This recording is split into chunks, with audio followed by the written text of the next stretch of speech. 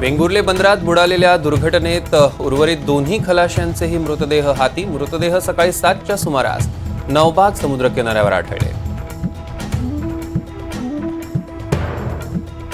डोंबिवली स्फोट प्रकरणी कंपनी मालक मलय मेहता याला 29 मे पर्यंत पोलीस कोठडी.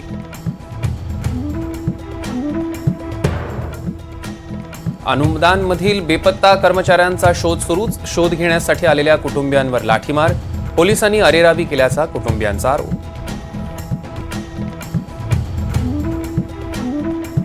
उद्धव बाळासाहेब ठाकरे गटाचे दक्षिण मुंबईचे माजी विभाग प्रमुख पांडुरंग सपकाळ यांचं अल्पशा आजारानं निधन. सायंकाळी 5 वाजता गिरगाव चंदनवाडी स्मशानभूमी येथे होणार अंत्यसंस्कार.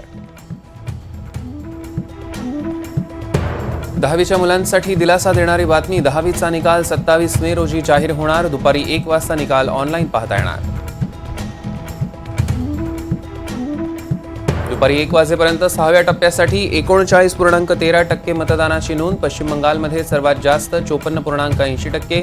दिल्लीत सगळ्यात कमी 34.37% मतदान.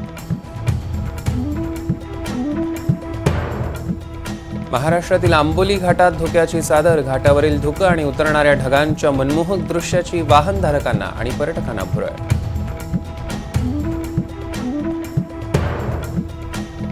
नागपूर हिट अँड रन प्रकरणात मद्यधुंद कार चालकाची 3 जणांना धडक. कारमधून दारूच्या बाटल्या आणि अंमली पदार्थ जप्त. पुणे पोर्श अपघाताप्रकरणी पुणे पोलिसांच्या गुन्हे शाखेकडून सुरेंद्र कुमार अग्रवालच्या घरावर छापेमारी. अमरावतीत निघालेल्या एसटी महामंडळाच्या बसचा अपघात. चालकासह 2 महिला गंभीर जखमी.